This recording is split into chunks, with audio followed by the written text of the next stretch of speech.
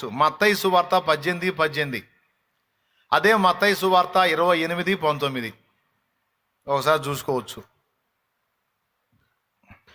భూమి మీద మీరు వేటిని బంధింతురో అవి పరలోకమందును బంధింపబడును, భూమి మీద మీరు వేటిని విప్పుదురో అవి పరలోకమందును విప్పబడునని మీతో నిశ్చయముగా చెప్పుచున్నాను.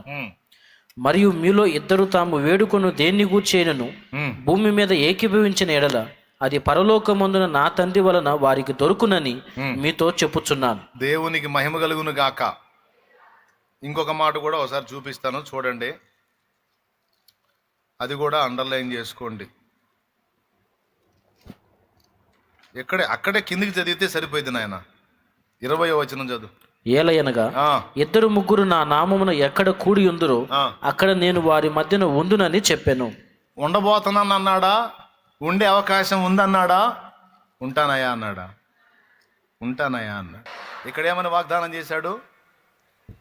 ఆయన నామంలో ఇద్దరు కూడి ఉంటే వారి మధ్యలో అబద్ధాలు చెబుతాడా? నిజంగా ఉంటాడా? సరే వదిలే. మత్తయి సువార్త 28వ అధ్యాయము 20వ వచనం చదువు. ఇదిగో నేను యుగ సమాప్తి వరకు సదాకాలము మీతో కూడా ఉన్నానని వారితో చెప్పాను. యుగ సమాప్తి వరకు సదాకాలము మీతో కూడా ఉన్నానని వారితో చెప్పాను. ఇప్పుడు యుగ సమాప్తి దాకా మనతోనే ఉంటాడంట. ఇది ఎంత వింతైన విషయమో చూడండి. ఇప్పుడు మా నాన్న ఈ వాగ్దానానికి పొందినవాడా పొందనవాడా? మా నాన్న కూడా విశ్వాసే, మారు మనసు పొందాడు, బాప్తీసం పొందాడు, ప్రభు మార్గంలో కొనసాగాడు, ప్రభు బలలో చేసాడు, ప్రభువును ఆరాధించాడు. ఇప్పుడు యుగ సమాప్తి వరకు నేను సదాకాలం మీతో కూడా ఉన్నానన్న వాగ్దానం మా నాన్నకు వర్తించిద్దా, వర్తించదా? మరి మా నాన్న ఇక్కడ లేడుగా, పరదేశంలో ఉన్నాడుగా. నీకు తెలుసా? పరదైసులో కూడా యేసయ్య సన్నిధి ఉంది. దేవునికి స్తోత్రం కలుగునుగాక. ఎక్కడుంది? పరదైసులో కూడా యేసయ్య సన్నిధి ఉంది, భూమి మీద కూడా యేసయ్య సన్నిధి ఉంది. పరదైసులో దేవుని సన్నిధి ఉంది, యేసయ్య సన్నిధి ఉందంట. నీకు రుజువు ఏంటంటే, పౌలు మహనీయుడు అన్నాడు, నేను వెడలిపోయి క్రీస్తుతో కూడా ఉండవలెనని మిగుల ఆశగా ఉన్నది అన్నాడు. అంటే ఆయన వెళ్ళిపోతే ఆడికి వెళ్ళిపోవాలి, పరదైసుకి వెళ్ళిపోవాలి. పరదైసుకి వెళ్ళిపోతే అక్కడ క్రీస్తు ఉంటాడు, ఆయనతో నేను ఉండాలి అని అంటున్నాడంటే పరదైసులో యేసయ్య ఉన్నాడని అర్థం. యేసయ్య సమీపించడాన్ని తేజస్సులో ఉన్నాడు, అలాగే పరలోకంలో తండ్రి కుడిపార్శ్వమందు ఉన్నాడు, అలాగే పరదైసులో పరిశుద్ధుల మధ్యలో ఉన్నాడు, భూమి మీద కూడా ఇద్దరి మధ్యలో ఉన్నాడు, భూమి మీద నీతో కూడా ఉన్నాడు, నాతో కూడా ఉన్నాడు. యేసు మనందరితో కూడా ఉన్నవాడు. నా మాటలు కాదు, ఇది లేఖనం. దేవునికి స్తోత్రం కలుగునుగాక. ప్రభువు సమీపంగా ఉన్నాడు, ఆయన నీకు దూరంగా లేడు, ఆయన నీకు సమీపంగా ఉన్నాడు, ఆయన నీతో కూడా ఉన్నాడు. తన ఆత్మ ద్వారా మనతోనే ఉన్నాడు. ఆదరణకర్త పరిశుద్ధాత్మ ద్వారా మనతోనే ఉన్నాడు యేసయ్య. అందుకని అంటున్నాడు, ప్రభువు సమీపముగా ఉన్నాడు గనుక దేనిని గూర్చి చింతపడకుడి గాని. ప్రభు సమీపంగా ఉన్నాడు గనక దేనిని గూర్చి చింతపడకుడి గాని ప్రతి విషయములోను ప్రార్థనా విజ్ఞాపనముల చేత కృతజ్ఞతాపూర్వకముగా మీ విన్నపములు దేవునికి తెలియజేయుడి. 3 చేయమని చెప్పాడండి. 1, మర్యాదగా ఆనందంగా ఉండండి అని చెప్పాడు. స్తోత్రం చెప్పండి. మళ్ళా చెబుతాను, మీకు ఒకసారి చెప్తే ఎక్కదు కదా, అందుకని రెండోసారి కూడా చెప్తున్నాను. ఆయనే చెప్పాడు, మరలా చెప్పుదును.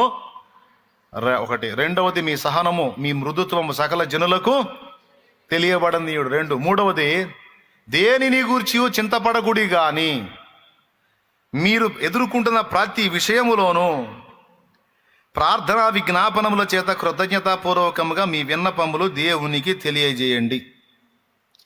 చింతపడకుడి అనేది 3వ మాట అయితే, మీ విన్నపాలు దేవునికి కృతజ్ఞతాపూర్వకంగా ప్రార్థనా విజ్ఞాపనల చేత తెలియజేయండి అనేది 4వదైంది. ఓకేనా? ఇలా చెయ్యండి అని 4 చెప్పాడు. నంబర్ 1 మీరు చెప్పండి పెద్దగా, ఏడవండి. రైట్, ఆనందించండి. రైట్, 1. 2వది మృదుత్వము సహనము సకల జనులకు. 2. 3వది ఏడవండా, చింతించండా. చింతింపకుడి, ఏడవకుడి, బాధపడకుడి, దుఃఖపడకుడి, కృంగిపోకుడి, కుమిలిపోకుడి, భయపడకుడి, జడియకుడి, వెరువకుడి. ఓకే, చింతింపకుడి.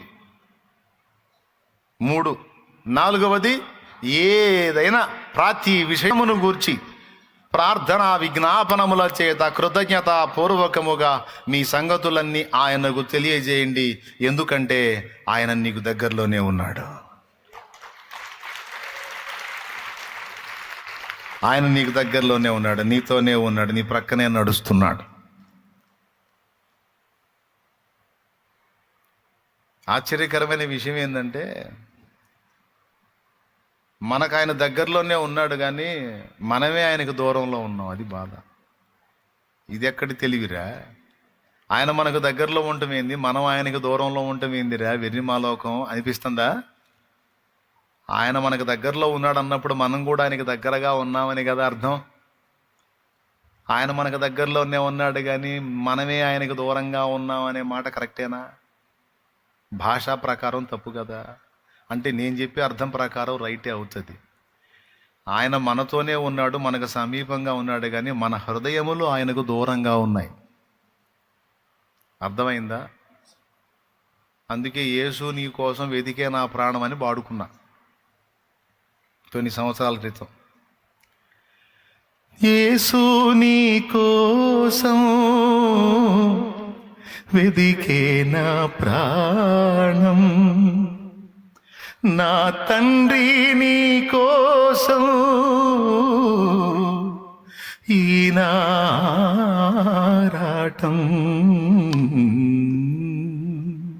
ఎందుకు ఇవన్నీ చేయమంటున్నాడంటే ఆయన సమీపంగా ఉన్నాడు. ఆయన మనకు సమీపమే కానీ మన హృదయాలే దూరంగా ఉన్నాయి. అయ్యే దగ్గర కావాలి యేసు ప్రభుకి. ఏం చేద్దాం, మన హృదయాలు ఆయనకు అందుబాటులో లేవు. ఎందుకో చెబుతా, అసలు సంగతి అక్కడి నుంచే స్టార్ట్ అయింది. దేవునికి స్తోత్రం. ఈ 4 చేయమన్నాడు. మొట్టమొదటిది, 2వది, 3వది, 4వది అన్నీ ఆయనకు తెలియజేయండి, ఎందుకంటే ఆయన సమీపంగా ఉన్నాడు.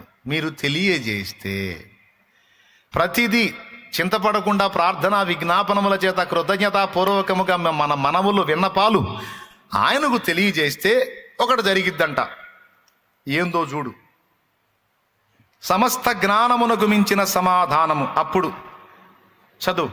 అప్పుడు సమస్త జ్ఞానమునకు మించిన దేవుని సమాధానము. సమస్త జ్ఞానమునకు మించిన ఎవరి సమాధానము? దేవుని సమాధానము యేసుక్రీస్తు వలన మీ హృదయములకును మీ తలంపులకును కావలియుండును.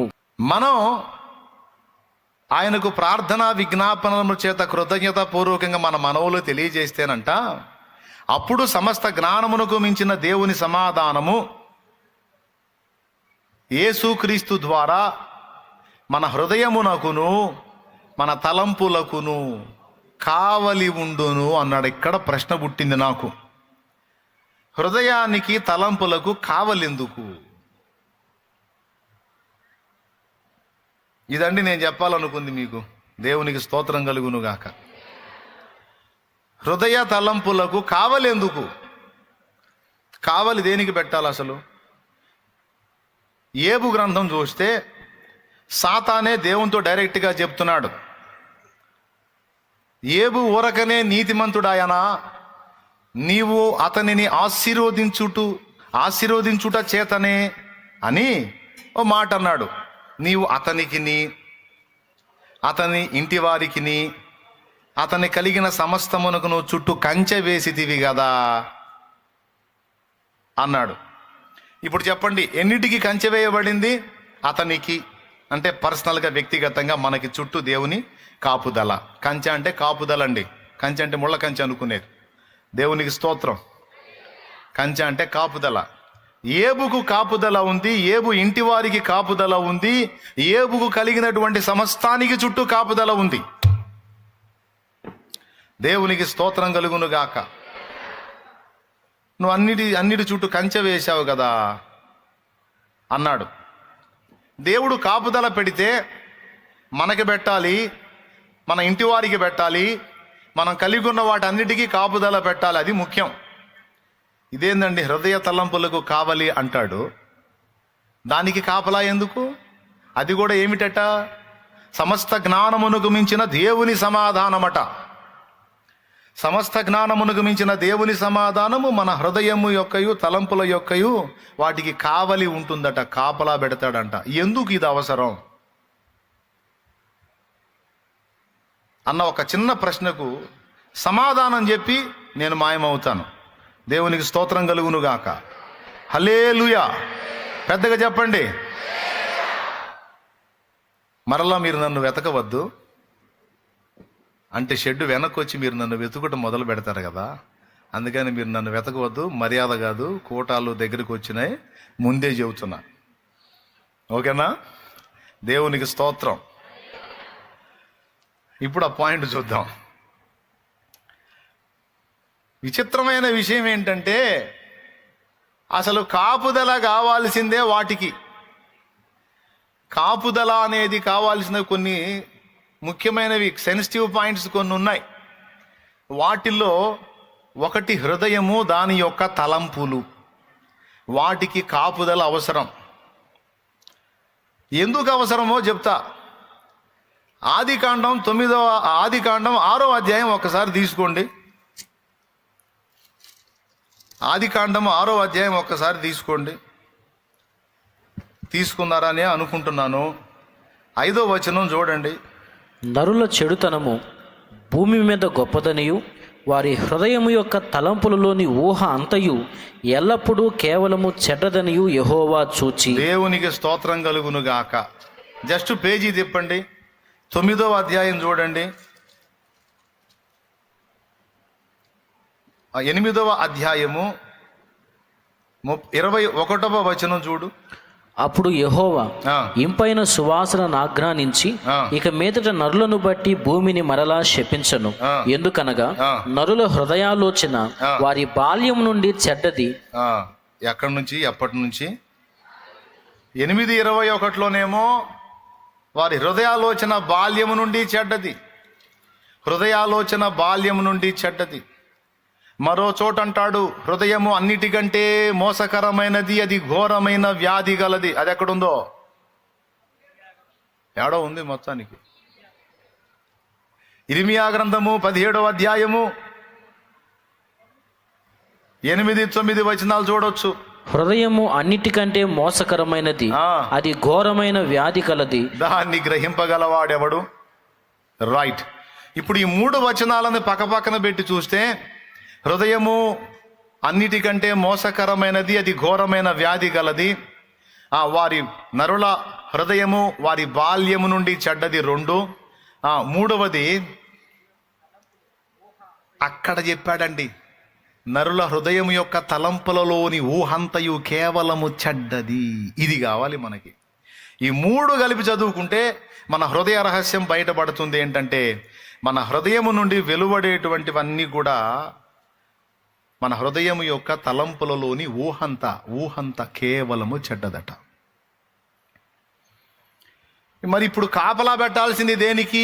ఏబుకి, ఏబు ఇంటి వారి అందరికీ, ఏబు కలిగిన సమస్తానికి చుట్టూ కాపుదల. ఓకే, మరి వీటి చుట్టూ కాపుదల ఉన్నా కూడా ఏబు హృదయంలోని ఆలోచనల వల్ల ఈ కాపుదల లెగిసిపోవాల్సి వచ్చింది. అర్థమైతే ధన్యులే. ఏబు హృదయములో ఏర్పడిన ఆలోచనల ప్రభావం వలన ఏబుకు చుట్టూ ఉంచిన కంచె కూడా దేవుడు తీసేయాల్సి వచ్చింది. ఎందుకు? ఏబు ఇంటి వారికి, ఏబు కలిగిన అంతటికి చుట్టూ దేవుడు కంచె అయితే వేశాడు, కానీ ఏబు హృదయం యొక్క ఆలోచనల విషయంలో కంచె వేయబడలేదు. ఏబు హృదయాలోచనలు అదుపు చేయబడలేదు. ఏబు హృదయములోని తలంపులు, అందులోని ఊహ అదుపు చేయబడలేదు. దాని ఎఫెక్ట్ ఏబు మీద పడింది. సాతాను ఏబుని ముట్టడానికి వచ్చినప్పుడు ఏబు చుట్టూ, అతని ఇంటివారి చుట్టూ, అతని కలిగిన సమస్తం చుట్టూ కంచె వేయబడినట్టు గుర్తించాడు, కానీ ఏబు హృదయం యొక్క ఆలోచనలకు, తలంపులకు కంచె వేయబడ్డట్టు అపవాది చూడల. అందుకని వాడి అస్త్రాలని ఏబు హృదయాలోచనల మీద పెట్టాడు.